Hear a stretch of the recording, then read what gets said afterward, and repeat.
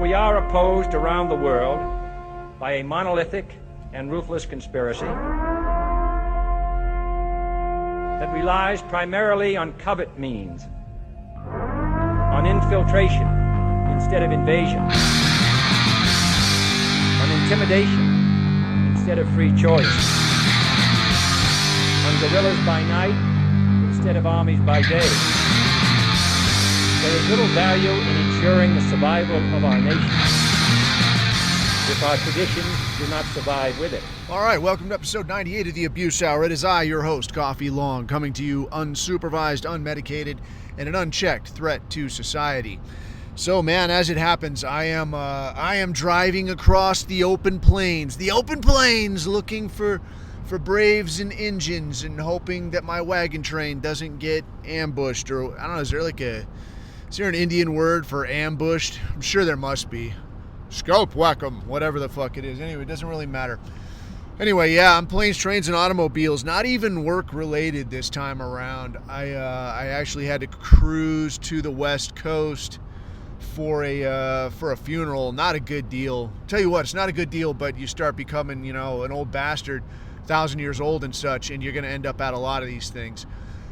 But we'll get to that. We'll get to that at the end because I got 2 cents that I want to put in on that. Anyway, as it happens now, I am in Pacific Northwest, cruising around, and I'll tell you what, man, it's hard to know what to make of it. I haven't spent that much time here, but you hear a little about it's mountains, bro, and it's mountains and going skiing and this and the other thing and outdoorsy and shit, dude. I'm in the fucking some kind of plains type situation, man. There should be cattle or some kind of thing. There should be cattle. There should be grazing. There really should be maw and paw on the Oregon Trail or some kind of shit. I don't even know the Oregon Trail comes through here. It's a word I heard on TV. I made it up. I'm using it now. But I put out a couple days ago. It was the cats on the Telegram channel checked it out. But I put out just coffee break, which was just like a kind of a new format that somebody had suggested in the chat that would be just like a 10 or 15 minute rant, less publicly consumable, a little bit on the unsavory side, a little more hard R, a little more closely clipping of the coins, if you like. But if you're tuning into this on the mainstream type tip, who knows how much longer it stays up there, right? So if you want the unabridged, the unsavory, the much harsher coffee, you can check out the t.me/the Abuse Hour chat, and I'll have the links to. Well, I'll just post it in there. The coffee break. It's like a shot of unsavoriness to help unravel your day. Anyway, so yeah, there's a plenty going on, and I wanted to get a couple cents out because there's a lot to think through, man. There's some potentially bad shit, and some, I don't know. I mean, it's some stuff that's like it's really hard to get your head around, and it's going to be, I think, one of these things that we're going to have to see how it plays out before we try to figure out what, if any, play anybody even had in mind when they started pulling the shit that they were pulling. So long and short, as it stands now, I would say we're about toes on the edge of military confrontation with Russia.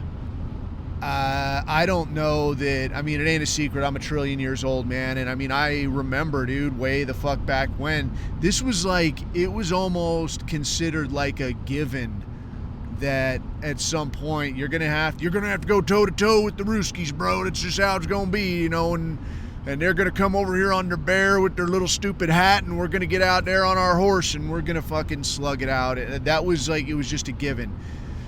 I think I was still around. They had those duck and cover kind of drills.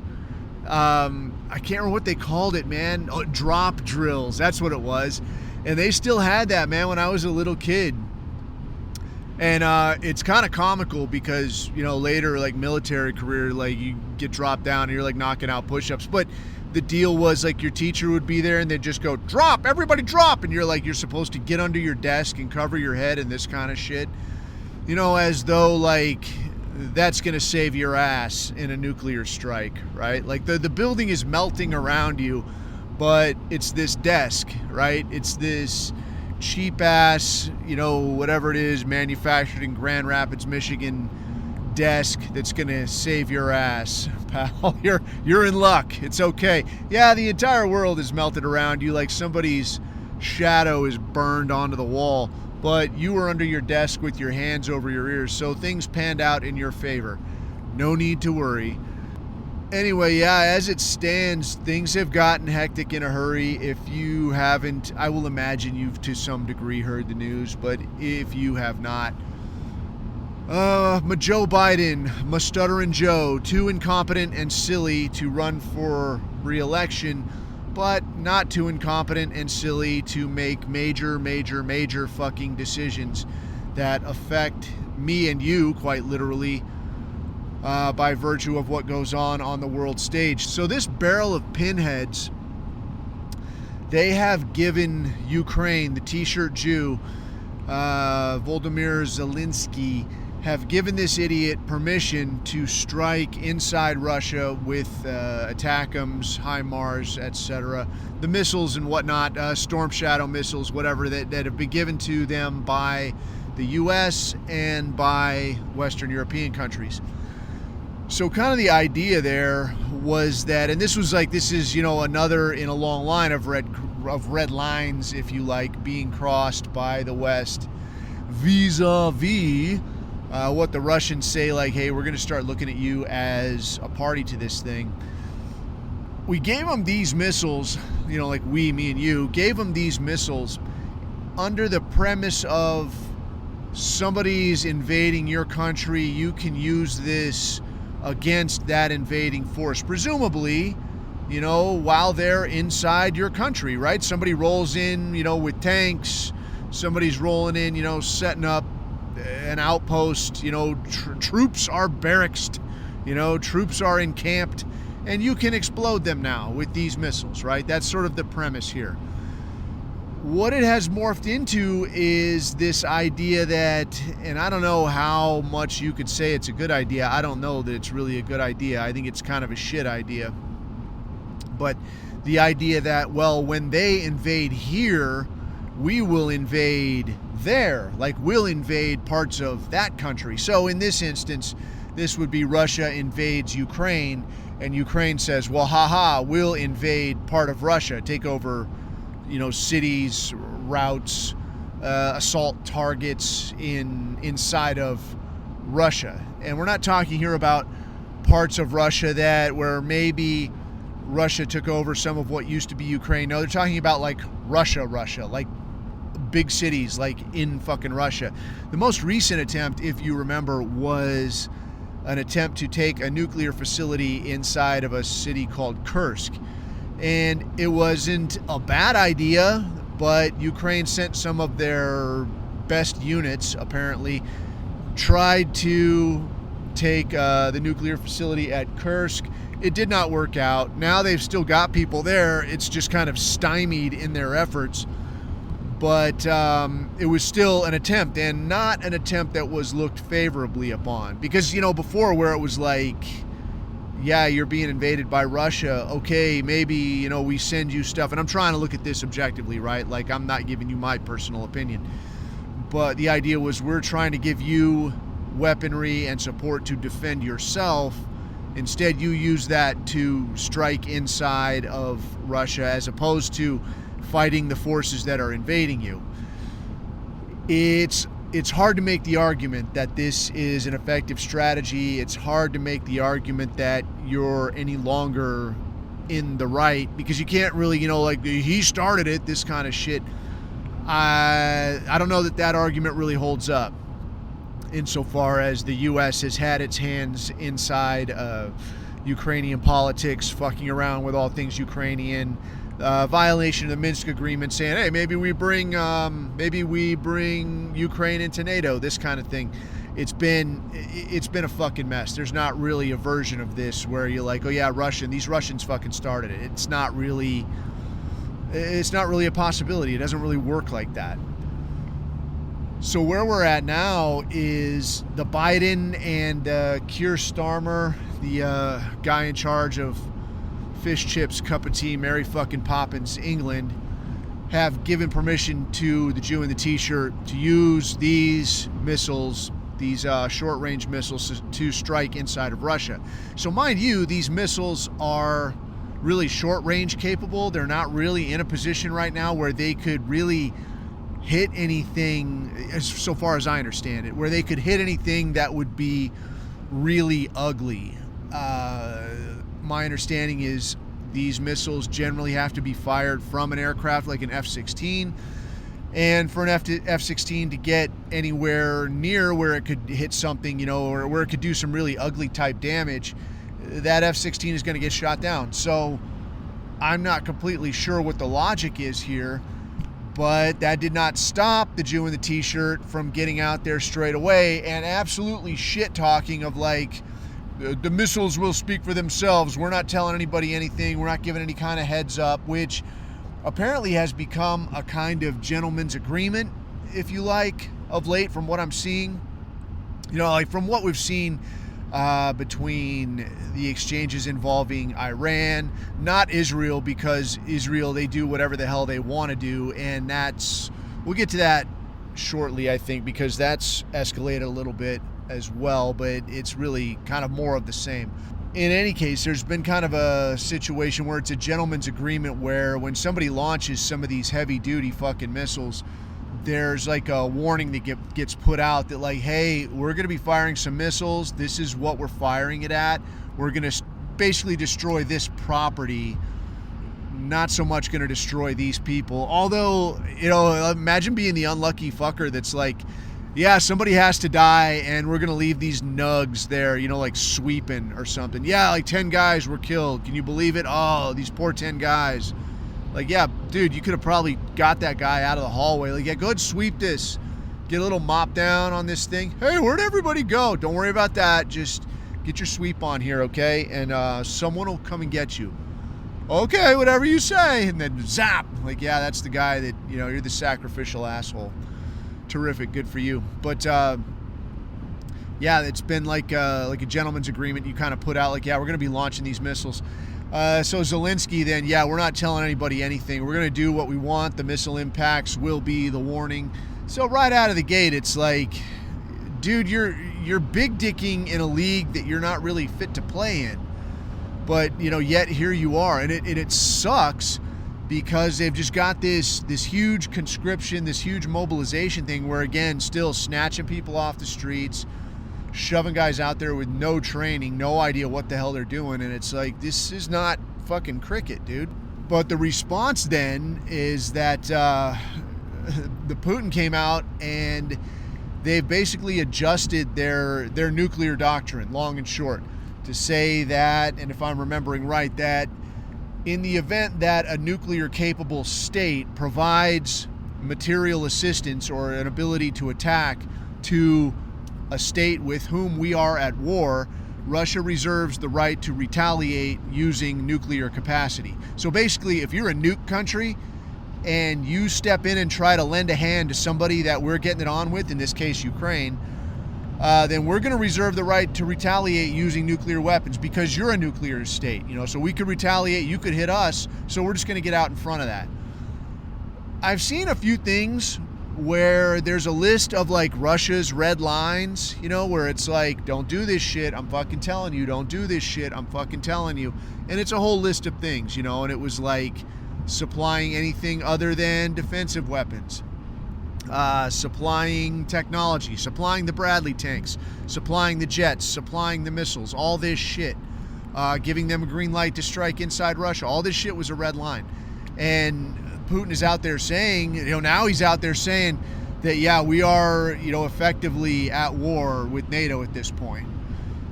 And to show you kind of how much Cuck Island has kind of got their head up their ass, there's some general, and I can't remember the guy's name, I don't have any of this shit in front of me, but one of their their senior generals gets out there, and this fucking guy, I guess, I just saw this last night. Oh, we're ready to go to war with Russia right now tonight. Like, what the fuck? Like, dude, you're a little tiny ass England. Like, you're not 1800s England or some shit where, like, yeah, maybe you could have beat the fuck out of Russia because, yeah, it's a big place, but it's also, you know, it's Russia. And you're England and you got shit everywhere. And, you know, yeah, maybe you could swing this some kind of way. What are you going to send now? Like, dude, I saw an ad for the British military. And it was like, it was no shit, like this smapty looking flying carpet motherfucker, like with the big mustache and the fucking turban, giving that serious look like, I am not someone to fuck with. Like, what the fuck is this? You know, there's a black dude, it's Tyrone, like an obvious African looking motherfucker, some Pajit looking dude, some Sikh looking dude, and that's it. That's all it is. And that's it. That's your British military. And it sucks ass for our guys that are there. I mean, you know, in a way, sucks ass to see that, like, yeah, it's very obvious everything we've said this whole time about, yeah, dude, it's not just a silly ass theory, like the replacement thing is happening. The other good side of that, though, is that, like, yeah, they're not coming to you saying, hey, white man, why don't you sign up, you know, defend Mother England, and why don't you go fuck yourself? You know, let the fucking guy in the turban and the silly mustache do it. But, I mean, do you really think they've got the stones for this? I mean, they don't have the stones to fucking set up a neighborhood where people aren't getting raped. They sure as shit, I'm sure, don't have the stones to go down range and get it on with the fucking Russians. I don't think it's in the cards, friend. I wouldn't put my money on it.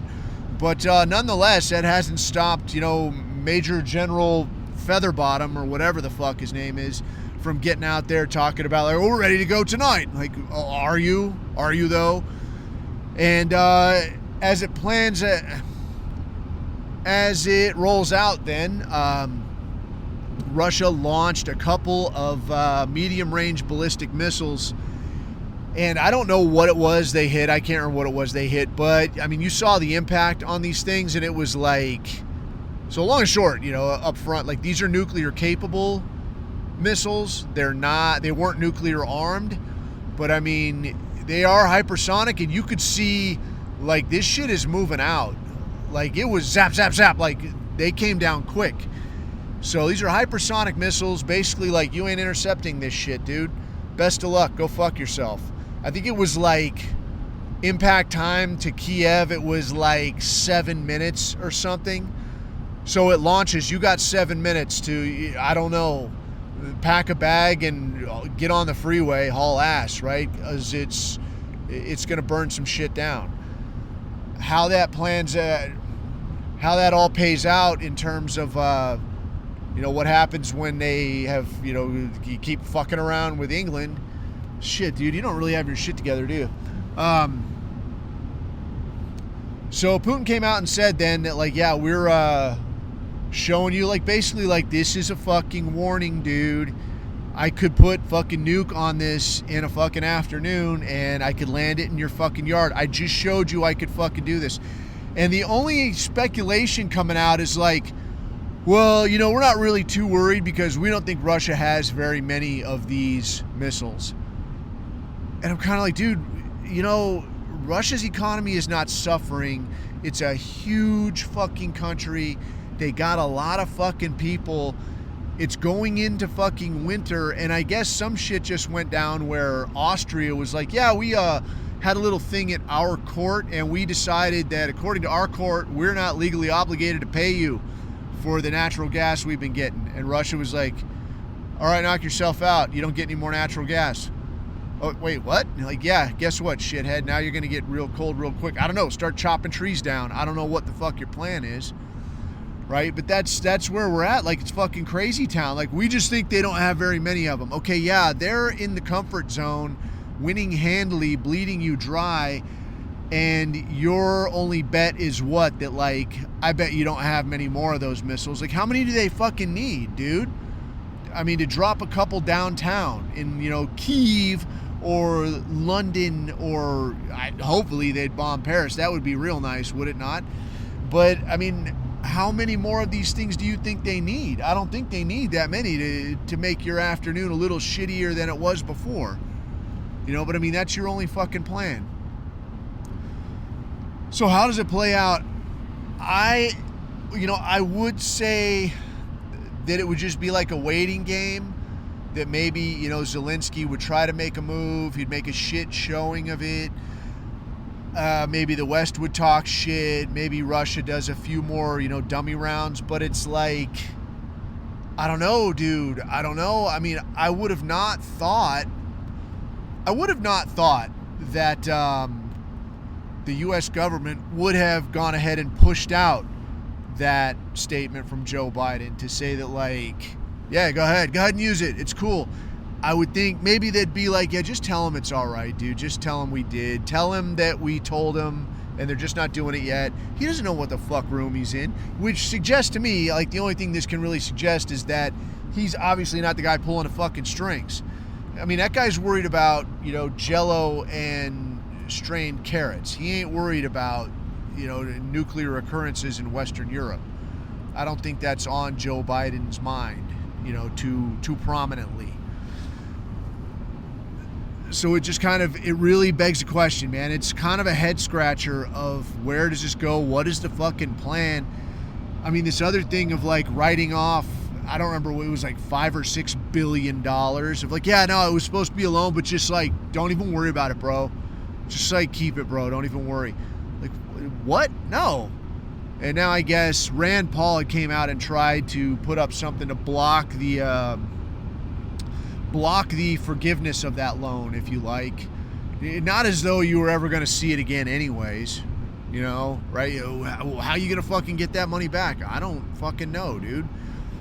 But he tried to put up some kind of a thing to say, no, we're not just forgiving this loan, and that got shut down. Like, that got outvoted. Like, no, we're going to let it slide. We're just going to let it slide, bro. It's like they're really and truly trying to tank this fucking country. That wouldn't surprise me. I guess it really wouldn't surprise me at all if, like, yeah, we're going to tank this fucking thing and, I don't know, maybe start afresh, without that pesky First and Second Amendment shit. We'll start afresh. We'll redefine the place as, I don't know, a nation of immigrants, right? I mean, why the fuck not? I don't know, what would you even call it? The they states of America or some kind of shit. They states of everybody land or Rainbowtopia or Fagotopolis or some, I don't know. What would you even call it? I'm sure they'd have to come up with something different. Maybe they wouldn't even change the name. Maybe they'd call it New America, like New Coke or some shit. Same shit, different shit. It's same like before without any of the good stuff. Like, all right, terrific. Never happier to be here. I mean, that's as viable an option as any, don't you think? Anyway, bumping over to the Israeli situation, they continue to beat the shit out of Lebanon. And I guess my only question at this point is, like, whatever happened to the fucking hostage thing? I thought that was your big concern. We want our boys and girls to come home. That's all we want. So we're going to absolutely carpet bomb everywhere they could have possibly been. And, now we're going to go start fucking with some total other country because that's the priority, right? As far as, the Hezbollah thing, I haven't looked too close either, I guess, in fairness, but I haven't really seen too much of, like, yeah, we're, striking out, we're going to fuck Israel up. What happened to all of the shit talking, all the stuff with the missiles and this and that? And I could see the logic of, like, well, yeah, if we launch a couple of missiles or a handful of missiles, maybe they get intercepted, but then the U.S. gets greenlit to just absolutely smash us. Okay, well, you're getting fucked up anyway.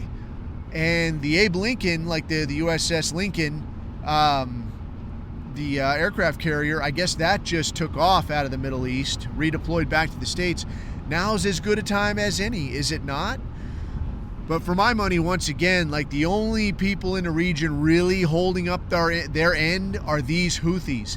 And it has been a barrel of laughs to me to see Putin talking about, yeah, man, you guys want to fuck around and supply people that we're fighting with? We're going to supply people you're fighting with. And they're talking about getting stuff out to these Houthis and also supplying North Korea, which has been kind of an interesting dynamic. I just heard a thing about this where they're supplying some arms to North Korea, and North Korea is in exchange supplying some troops to Russia.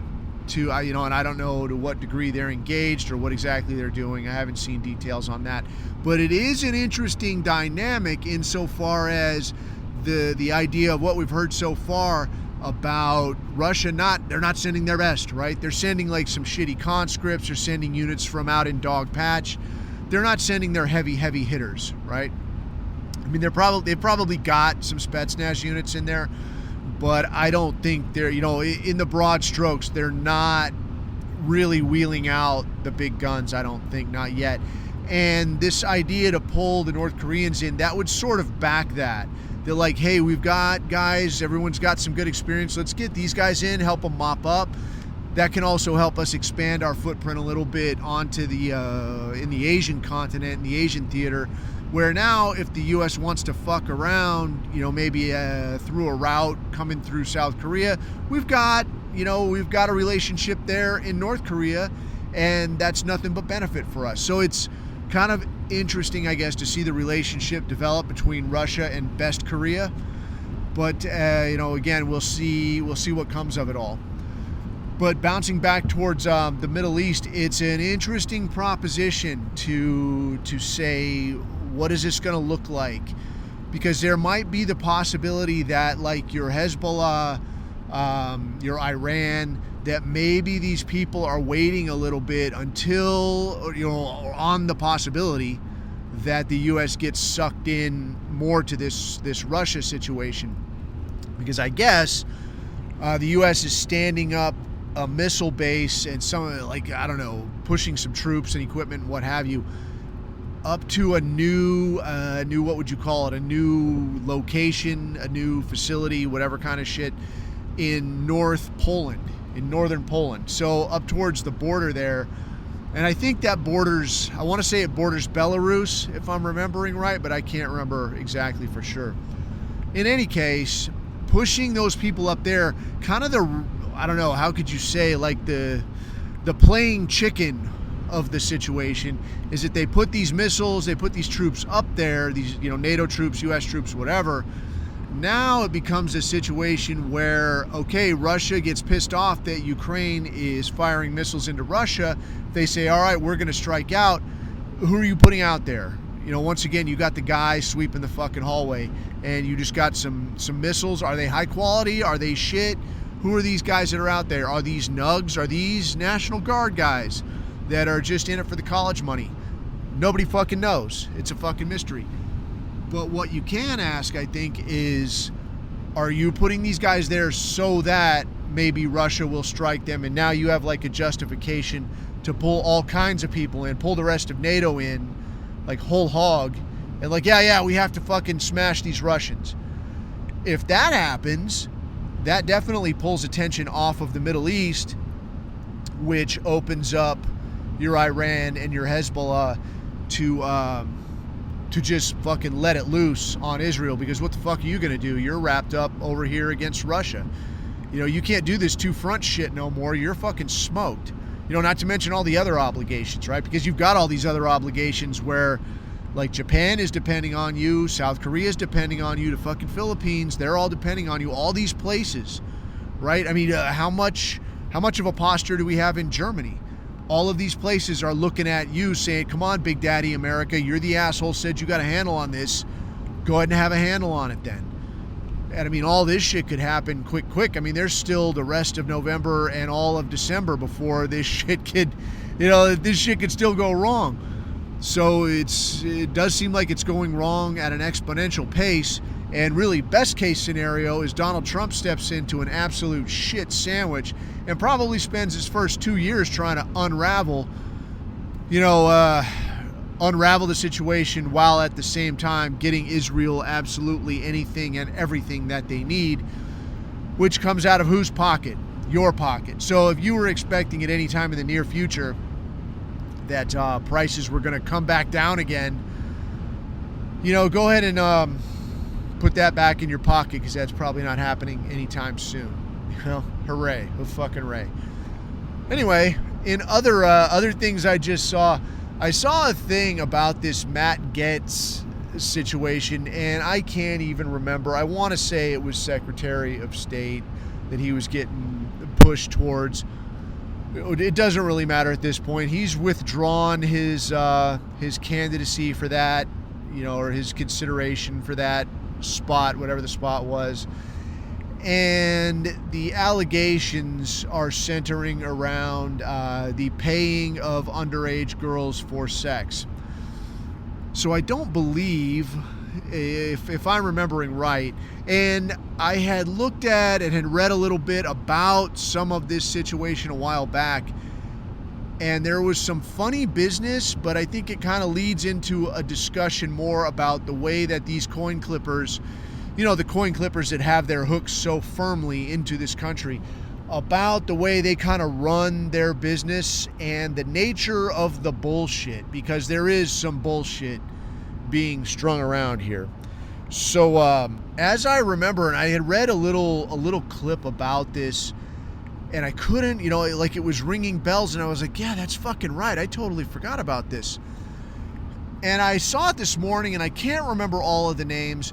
And honestly, it doesn't really matter, because all you need to know is Jewish, right? I mean, where you see, a tax man or underage sex or fraud or wire fraud or concealment of funds or bribery, all I see is coin clipping, Hebrewism, Loxism, tiny hats, big noses. That's all I see here. That's all I see, and it's all I really need to see, because as soon as I started looking at this story, I was like, you know what, it's a complicated story, it's a lot of bullshit, and how about this? Everybody on the fucking train, get the fuck out of here. How about that? So, if I am remembering the story correctly, and I mean, again, what I read was a very complicated account with a lot of, but then what happened was, and I'm like, yeah, fucking bullshit, dude. And you'll kind of start to see what I mean as I'm getting into this. So, as I recall from the last time I looked at this, Matt Gaetz is a single dude, if I remember right. He might be divorced, if I'm remembering right. But there was a definite suspicion that this dude is gay as the day is long. And the suspicion there centered around a guy that if I remember right, was I want to say, younger brother of a woman he was dating. And somehow there became this thing of, I'm going to adopt him, this, some Hispanic dude. And Matt Gaetz ain't an especially old dude, so like the story there became like, what exactly am I looking at here? And some of this got, I don't know, I want to say like watered down with like, oh no, it was more like a convenience thing, it was a tax purpose thing, kind of like this idea of, I'd heard of this idea where some guy was floating this idea to some other guys about, hey, I was thinking of marrying a dude, and I'm not gay, but hear me out, and he's talking about, look, man, we buy a house, we get all the tax breaks, you live your life like a single dude, I'm going to live my life like a single dude, except we're going to get all the fucking benefits. Plus, we can get all those benefits of telling people that we're gay, right? So people gotta leave us alone, and we gotta get promoted, and they gotta treat us right. So anybody's interested, man, you let me know, and when the guy says it like that, it's like, it ain't really a bad idea. It's just on paper, right? And you're going to just get these benefits. And at the time, I remember thinking that this was what this Matt Gaetz thing was about. But as I looked more at this guy's story, some shit started to look a little bit almost like the convenience aspect of this very suspicious man-on-man relationship. It's it's like the gay joke that keeps getting told, where yeah, you've told this joke once too often, dude. I'm starting to have suspicions. So as I'm seeing it now, there was a guy, and again, I can't remember, like Schwartzman or, something Semitic, something with parentheses, right? It's all you need to know. This guy was an elected tax collector in Florida and became friends with Matt Gaetz and became as luck might have it, somebody who could put him in touch with underage girls. Although not to his knowledge, right? This Matt Getz, not to his knowledge, underage, because these girls would present to him and even show him ID. That, no, I'm over 18. See, look, here's my ID. But what comes out then is that, oh no, it's actually this guy, this, I think it was Schwartzman, whatever, his friend, the tax collector. As tax collector, he's also the guy who can supply identification to whoever the hell he wants. So if he wants to give some 17-year-old girl an ID that says she's Jane Smith, 19 years old, of 123 Main Street, he can make that happen. So this goes on, and now this very, very involved story with somebody named Levinson, and how, oh no, it's not actually some kind of a scheme to Venmo underage girls, $500 to $1,000 at a shot for non-specific favors, or, bunny ears just because. It's not that. It's actually this situation where, oh no, we're piping money over to Iran, for some covert ops, bro. And I can't tell you about the covert ops because it's so covert. And you see, this is the way we had to fund it was, it looks like this, but it's actually not that. All right, well, are there any other kind of documents? Well, no, bro, it's too covert, the covertness, and I can't quite tell you about it, but trust me, bro. And yet, now when Matt Getz gets pitched for this, whatever the fuck it was, this cabinet position, now suddenly this thing pops back up of like, well, wait, though, you can't nominate him because underage girls. And then it's like, well, wait, what underage girls? I thought this whole thing with the money flowing to and fro and all the secretiveness, what about the Iran? What about all the secret covertfulness? What happened to that? Oh, no, bro, no. I mean, Matt Getz, though, bro, and the way that it got pitched, I read this whole tweet thread about it, and the way that it got pitched was like Mitch McConnell talking about, oh, well, no, bro, there's things that could come out, bro, and you don't want it to come out, bro. So it's better that, because of this underage girl thing, that maybe he just goes away. And well, hold the fuck on, because you can't have it all three fucking ways. You can't have it as, one, he's banging underage girls, and then even 1A, I don't know, is he banging the guy that he allegedly adopted? I don't fucking know. You can't also have it as some Hebrew is supplying fake IDs to underage girls to somehow honey dick some guy that is, they want some kind of leverage on. And then underneath or overarching all of this shit is some kind of story about, oh no, bro, it's actually some guy, Levinson, that's handling some kind of covert situation in Iran. Well, is it none or is it all? Or is it whichever one is most convenient? And this is where the bullshit with these coin clippers just goes into overdrive.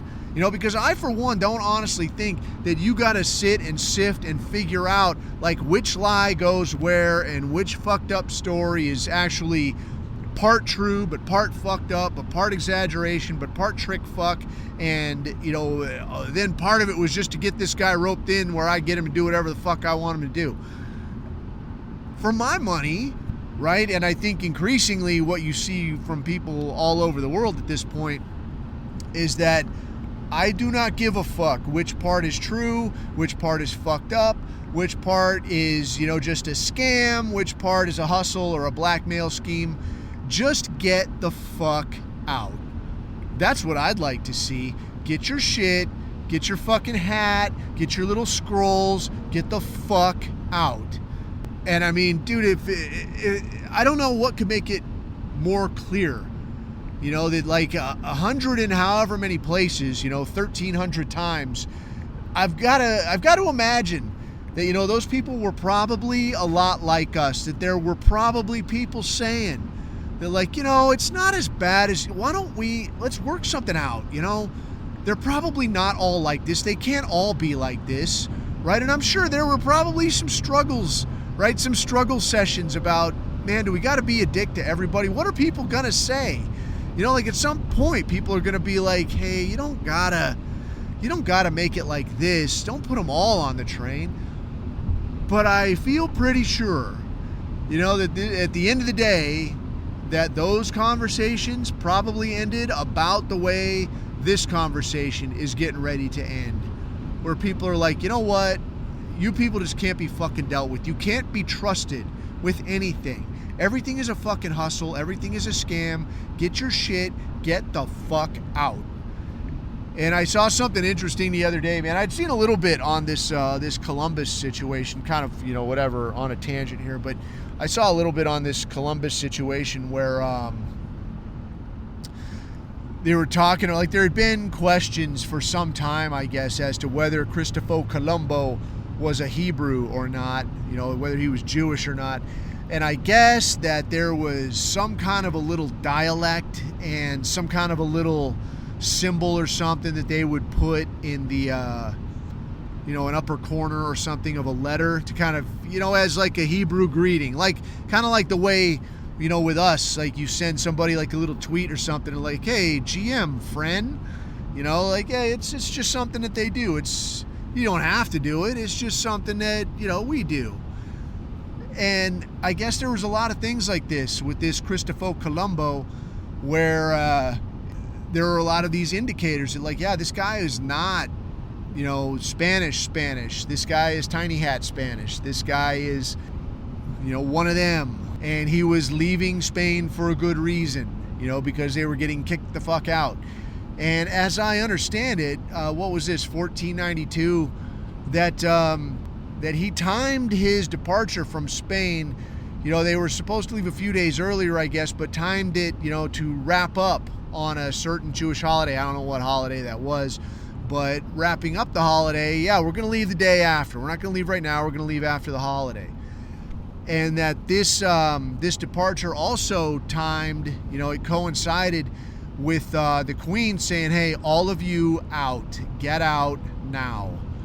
So this was, and I believe that was actually 1491 when that came out. And I imagine there was a window of time of like, yeah, I'm putting it out now. You all got this long to have your shit packed, have your little hats all squirreled away and your scrolls all rolled up and be on the fucking street, out of here by this time, you know, whatever day, 1492, I'm supposing. But I want to be inclined to think, though, you know, that just like now and just like all those other times, that probably the Queen of Spain was thinking like, I don't know, you know, what are we losing in this? Could this bite us in the ass some kind of way? Are we losing, you know, is the Spanish government, you know, is the crown losing out on like, you know, I don't know, some kind of tax revenue or some kind of something? Might we need these idiots at some point? You know, I think when you've exhausted all of that and you arrive at every single one of you, get your shit and go, probably you've seen enough, you know, not unlike now. And I think most people, from what we're seeing, you know, what we're seeing and what we're hearing, you know, in the media, especially like stuff like this Bilzerian thing where a guy could just come out, you know, and honestly a fairly prominent figure, not some wazoo shithead from, you know, this, you know, the proverbial, like the liberals say, mom's basement deal where like you just feel bad about yourself and you just kind of suck. And I know you want to be on TV, but no, dude, this is a guy that don't need to be on TV. He's got money. He's got ass. He doesn't need this aggravation, but he can't help himself. He's going to get out here and tell you what he's seeing. They're like, yeah, dude, these people are a fucking problem. And the best resistance they can offer is like a Piers Morgan saying, oh, you just hate everyone, don't you? That's not very sporting. So, you know, what's the timeline look like? I don't know, dude. I'm inclined to think that it would be a whole lot shorter than it could have been otherwise because news travels fast. I mean, it travels fast anyways, right? But when it can travel at the push of a button all the way around the world, I mean, you're on borrowed time, man. You're on borrowed time. So in that sense, I guess you could look at that as a little bit of a white pill that, like, these cats are on borrowed time, dude, on literally every front. Every front. You know, the Russia thing, the Ukraine thing. Well, who's greenlighting this shit? Who's pulling the strings in Ukraine? You know, this situation in the Middle East. Why is Israel allowed to get away with this shit? Although there has been, You know, like a lot of countries now are saying that, like, based on this international criminal court finding, like, yeah, dude, these people should be arrested. Benny Gantz and Benjamin Netanyahu, if they get seen anywhere else, basically anywhere outside Israel, that's your ass in cuffs, dude. So I don't know how you plan to get by. So that's a little bit of a white pill, and really the U.S. is the only friend they have left in the world, which a little embarrassing, right? Not exactly heartening. But it is good to see, you know, that like the worm is turning in that direction. But I mean, it is kind of a white pill, you know, that like it's starting to fall apart on all fronts. Like you can't keep up the charade forever. And I think it would be real cool to be at least standing here. And I mean, I'm sure we feel some ripples from it at our end, you know, once it finally goes. But I mean, I'll live on TV dinners for a little while, dude. I'm cool with it. If I get to see the end of it, if I get to see the end of the kosher dragon, I'd be super into that. That would be really cool. Anyway, the thing I kind of wanted to wrap up on, I guess, is this deal that I had to come out here for, and it's something that we have touched on, I guess, a little bit here and there from time to time in our circles, and it came up a little bit, I guess, following, you know, that January 6th, 2020 thing where, like, guys that really ain't do nothing, you know, like, didn't even go in a building and somehow getting arrested and getting fired, losing their jobs, losing their family, losing their house, just losing out. And talking again, you know, about guys punching their own ticket. And I came out, you know, I flew out to this thing for this memorial for this guy. It's a dude that I had worked with. And it kind of sucks, dude, because you see it more and more, I guess, really, is the only way to say it. And it fucking sucks, I guess, because when you look at this dude, this guy in particular, this guy's life, it's almost like you got, I mean, I don't know how the fuck else to say it, but I mean, this guy was born with like 2.5 strikes against him, you know? And this guy's story, like, I knew a little bit more. I knew more about this guy on kind of, I guess, the dirty side than what got put out at the memorial service. But I got a chance to hear some of the early life type shit. And it was like, fuck, man, you know, the guy didn't have much of a chance. And the way it played out for this guy was, you know, I'm going to not give, you know, a whole lot of details because, you know, got to be docs aware, right? But this dude, this guy, you know, and an older brother, he had an older brother who was like 6 years older than him.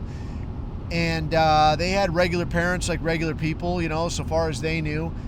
And their mom had died, I guess, when they were both really young. So dad, I guess, a little bit went around the bend, you know, as the story was presented. This was the way it was presented at the memorial. In real life, the way this went down was apparently that younger brother was the spawn of a one-night stand, right? Like the bastard child, like a legit fucking bastard. But both of these guys, this guy and his brother, both looked a lot like their mom. So I could see where it would be a little bit harder to tell. Anyway, these guys both end up getting raised by their grandparents.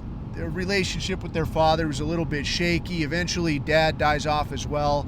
The younger brother, this guy, he came into the same community that I was in, and he was just always just kind of a fucking screwball.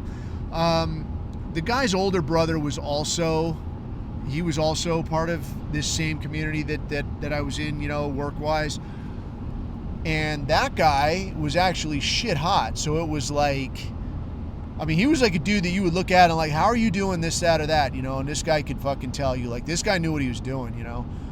The younger brother, like, again, not so much. You just kind of shake your head once in a while. You're like, man, he's a fairly low-speed guy in a high-speed gig, man. And that's just, you see it. You know, not everybody is fucking super operator. You do see it, man. And that was this guy. But as it played out, this guy ended up taking a DNA test, as some cats do, just to see what they could see, you know, 23andMe or what the fuck ever. And we had joked with this guy that, like, man, I don't know, dude, maybe maybe the pool man was a shit hot operator, or maybe the guy that cuts your grass was just, you know, a little bit goofy and wobbly, and maybe that's where you get it. Everybody fucked with him like this. So he takes, you know, 23andMe or whatever and finds out that, like, oh yeah, that wasn't really a joke. Like, the guy you thought was your dad wasn't your dad. Except at this point, his mom is gone and his dad is gone, and now this guy finds out that, like, yeah, all the jokes were true and you're kind of a fucking goofball, because the guy you thought was your dad, it wasn't your dad, and whoever your dad is, whoever the fuck he is out there, is probably just some jamoke that maybe your mom hooked up with while she was shithoused. You know, maybe the guy made her laugh or something, I don't know, but that's how it went for this guy. And that was really just kind of the straw that broke the fucking camel in half, you know. And this guy, you know, at the time, he had a house, and, you know, he ended up getting behind on his house, went around the bend a little bit. And you know, if you ever have a chance, or you've had a chance to talk to somebody that really has gone off the fucking rails. I mean, you know, people get pissed off, they get fucking nutty, they go a little postal or something, you know, whatever. But then they can come back to normal, you know, and they can level out, like, all right, dude, I got a grip on this shit. I'll work it out. This dude genuinely came unstitched and started drinking a lot. Got, as you do with the VA, you know, got that good chemical help where like, let me give you a little something to take the edge off, and hands you some shit that completely fucking stirs your oatmeal. And now this guy is, you know, he doesn't know to shit or go sailing, man. That guy doesn't know what fucking day of the week it is. Gets behind on his house. Another dude that I knew talked to him and said, dude, you've owned this house fucking forever, man. Just refi the fucking thing. All right? Get your payments knocked down. Maybe take out a little equity, catch up on what you need to catch up on, and just straighten yourself out a little bit.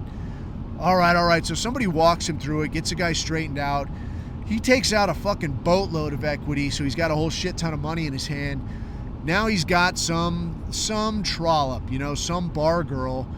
And now it's not like, oh, you got to take these shitty VA meds. Like, you can get into the hard shit now, man. You can take whatever the fuck drugs you want because you can afford it now.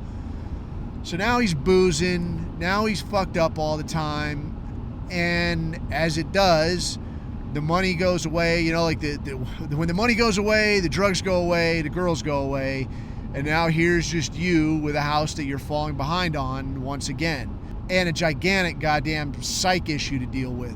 So he ends up losing the house. The guy's living at the fucking barracks, you know, and, you know, like, if you're a retired dude, this is a situation that you could find yourself set up on, where, like, you're living at the barracks, you know, paying some low ass rate, and basically not living in like an open bay barracks, but like kind of a dorm room, if you like, right?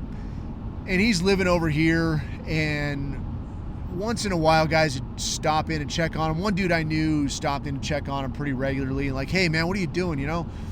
And the guy would say crazy shit, man. And he was drinking too much, got all fat, eating shitty food, and he would say, like, yeah, this belly, dude, you see this belly? This is, the CIA put this in me, man, and it's a tracking device, dude, and I got to get rid of it. And he's like, dude, you're just fat. You know, it's like the guy that's checking on him, man. He's like, he's a really nice guy, but he has this way of just saying things plainly. He's like, dude, you're just fucking fat. You just need to get your shit together. Stop drinking so much. Get out here, work out a little bit. Quit fucking up. Come on, man. You can still, you know, you can still pull out of this. You're not, you know, you're not washed up yet. He's like, yeah, no, dude, I'm good. I don't really drink that much no more. And he's like, oh, really? And he's got, you know, in his room, you know, you go to any base exchange and they'll have, you know, the liquor. You can buy liquor there. And I swear it's like they promote this shit, like the cheapest, shittiest, bottom of the fucking fuck up barrel, dog shit liquor. Hey, drink this, new guy, you know, wash away the pain. You know, no woman, no money, no car, no nothing. Here you go. Just have some of this. And they'll sell you this shit all day. So he's got like a string of these cheap ass plastic bottles with like, you know, like, you know, the super cheap fucking vodka type shit. And he's got just a whole stack of these empties in here. And he's like, oh, really? Well, I mean, look at all these bottles, dude. Come on, man. You got to slow down. And he's like, no, dude, you don't understand. I found these outside. I figured I'd just pick them up, try to pick the place up a little bit. You know, that's what I need to do. You know, I need to set a good example, you know, because the CIA's watching me, bro, because, I mean, you see this belly, right? That's how they know, dude. And he's like, all right, man, I gotta get the fuck out of here. You know, he's like, clean up your act a little bit. I'll come by, check on you again. He's like, yeah, hey, bro, do you think maybe you lend me a little money? Like, just spot me a little money. I'll get you back. He's like, no, dude, I can't spot you no money. And then the dude took off, and that was the last time he saw him. And it wasn't a little while later, I mean, a couple days, that somebody had to get in there and check on him because they could smell him, and he had OD'd on who the hell knows what and a bunch of booze. And I guess what I wanted to get at, man, is that, you know, I would tell dudes when they're trying to get, you know, in shape or trying to train or any of this shit, I would tell dudes, like, I would make the gag that, like, nobody becomes a heroin junkie overnight, right? Like, nobody wakes up one day and is like, today I will be a junkie and I will sleep on the street and I will suck dick for spare change and I will smell and shit my pants and all of this. Nobody wakes up doing that. It happens a little bit at a time. You know, first it's a little slippage, it's a little irresponsibility, it's a little who gives a fuck. And it's over time that this thing, you know, comes about. So in the same way, trying to make something positive of yourself, you can't expect it overnight. It's going to be, you know, just like going the other direction, being, you know, a heroin junkie or something. Going the other direction, it's a little at a time, a little at a time. It's going to work the same way, you know, trying to make something of yourself, doing the right thing, going the positive direction. It's going to be a little at a time, a little at a time, a little at a time. But, you know, this guy couldn't see the little at a time, and all he had allowed to happen was this little slippage every day, a little further and a little further, until he's, you know, nowhere to live, a lot of serious fucking issues that he had not dealt with, and now you're just staring at like a bottle of pills, a bottle of booze, and nothing to look forward to tomorrow. So, I mean, looking at the life that guy had led, man, it's like it's almost hard to see it ending any other way. But then I think also you got to consider that a lot of people, and it ain't a knock against the guy, you know, I ain't going to try to say if I had that same shit to deal with that I wouldn't end up in the same spot. But I will say that a lot of people have had a lot shittier deals and have managed to make a lot more of it. And I think it comes down to that willingness to take just one tiny step, do one tiny thing right.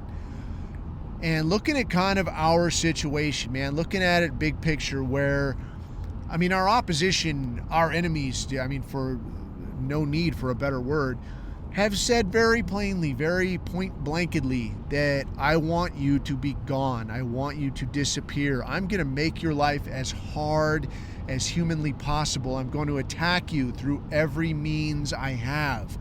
You know, and sometimes the best you're going to be able to hope for is just to hold steady. Like your best effort is going to be just to lose a little bit slower.